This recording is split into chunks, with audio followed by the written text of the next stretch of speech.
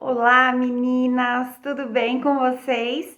Quanto tempo que eu não venho gravar um vídeo aqui, hein? Acho que já tá indo para mais de 4 meses, viu? Mas vamos lá. Gente, como vocês já devem ter visto aqui no título, né, do nosso vídeo, para quem tava me acompanhando antes, sabe que eu tava naquele processo da fertilização in vitro, que eu tava fazendo alguns procedimentos da FIV, né, da fertilização. E eu transferi o embrião em janeiro, tá? Eu fiz a transferência de um embrião mais ou menos no meio de janeiro para o final de janeiro. E eu consegui um positivo, porém foi uma gravidez química.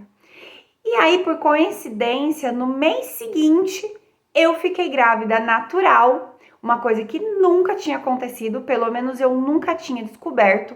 Isso é uma coisa que vou deixar bem clara, que eu quero frisar bastante nesse vídeo, tá? Porque às vezes a gente acha que a gente nunca ficou grávida e você tem essa questão da gravidez química, entendeu?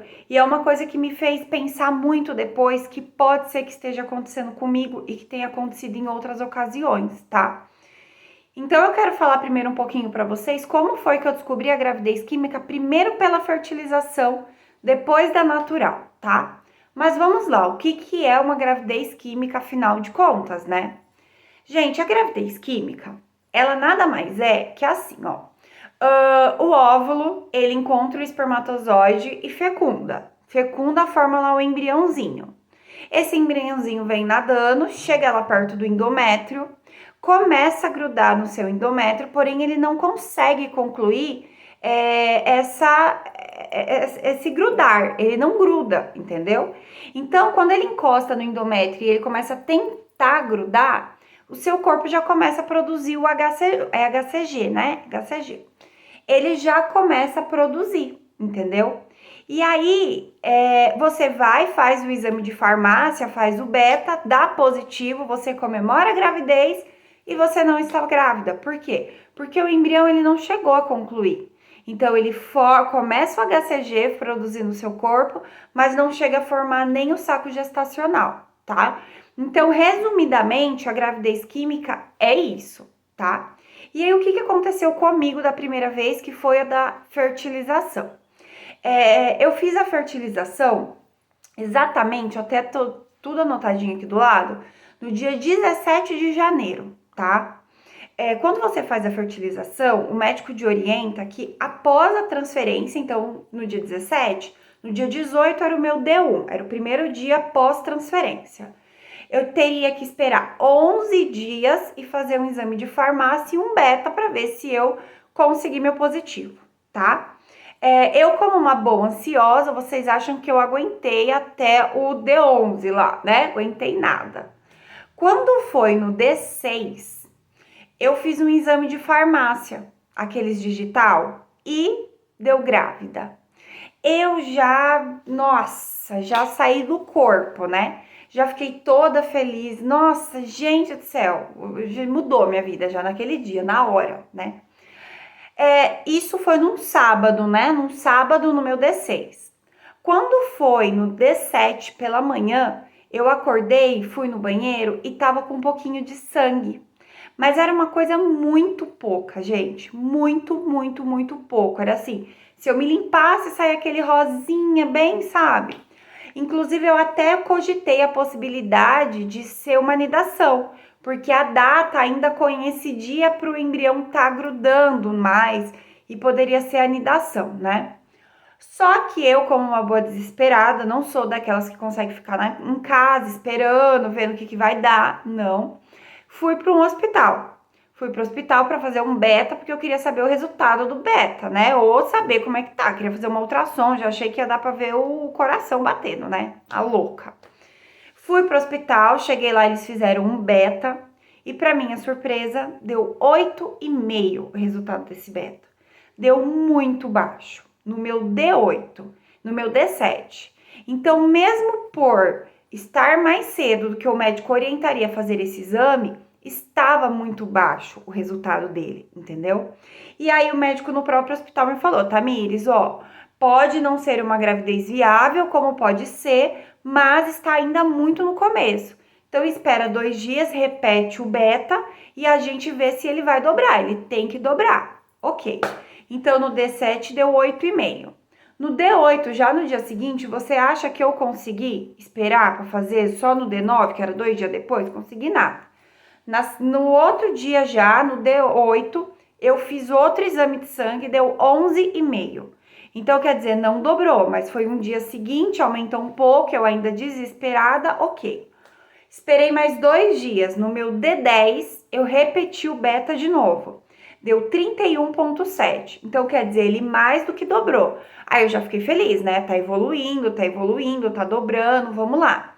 Quando foi no D11, que seria a data correta de eu fazer esse exame, eu repeti, deu 78. Então, quer dizer, ele mais do que dobrou de um dia para o outro, do D10 para o D11.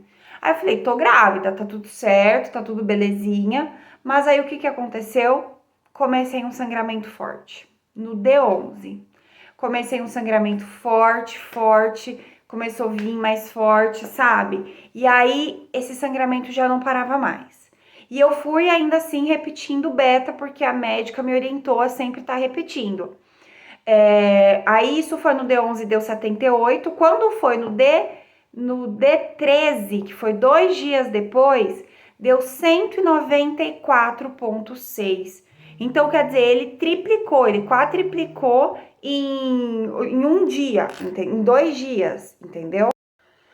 E aí ele deu esse 194,6. Então, só que aí o sangramento começou e não parava mais. Então, quer dizer, primeira coisa que eu queria falar para vocês. Deixa eu continuar aqui a linha cronológica, depois eu volto nisso. No D13, deu esse 194. Quando foi no D15, eu repeti.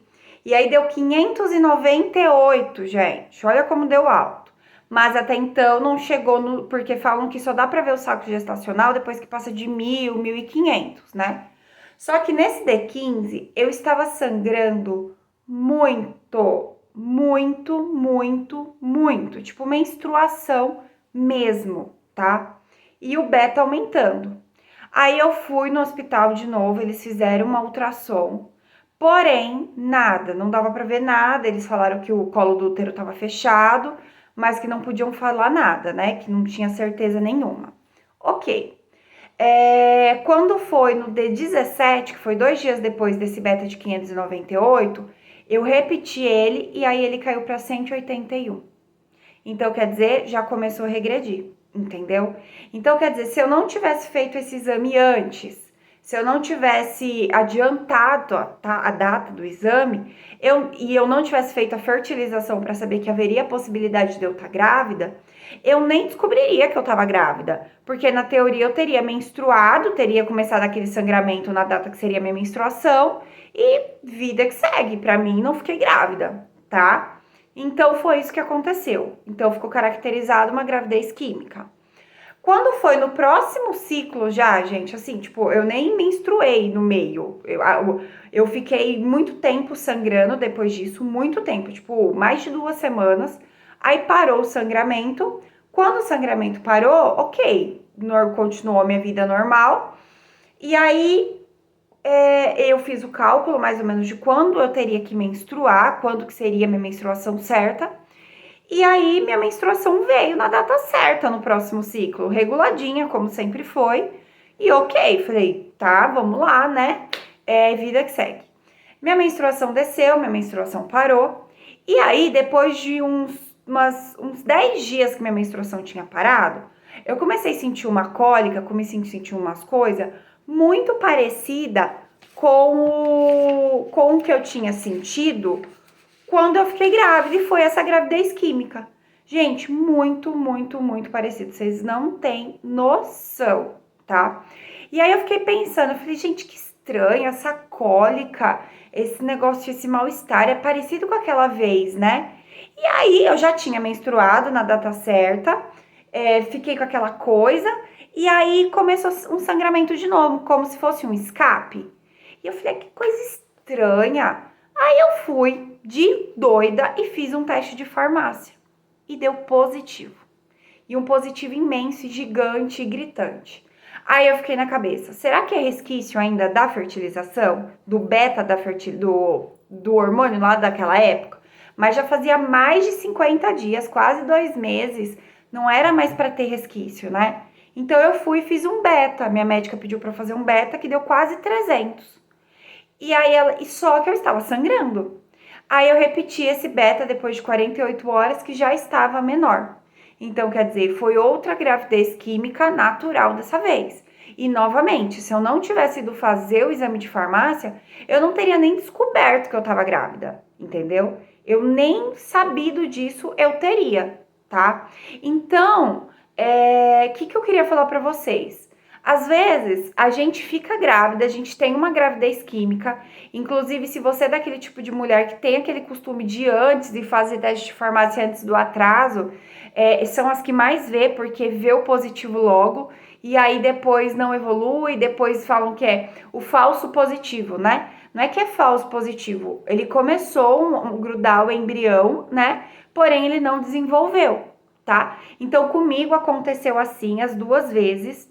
Aí, agora, o que nós vamos fazer? Existe um procedimento, um protocolo que eles chamam para quando isso acontece, que é entrar com algumas medicações, né? Eu vou vir gravar um outro vídeo sobre isso depois que eu tiver esse protocolo direitinho, porque minha médica ainda não me passou exatamente qual vai ser os remédios, o que vai ser feito, mas existe sim.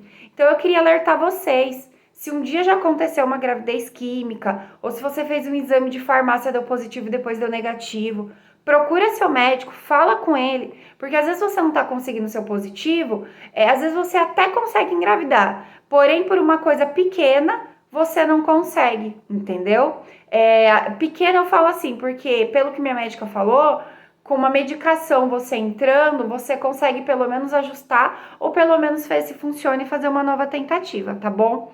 Gente, eu espero que eu tenha sido clara nesse vídeo, espero que tenha ficado bem explicadinho. Se ficou alguma dúvida, deixa aqui embaixo que eu vou respondendo vocês, eu vou falando com vocês, tá bom? Gente, brigadão, viu? Fica com Deus.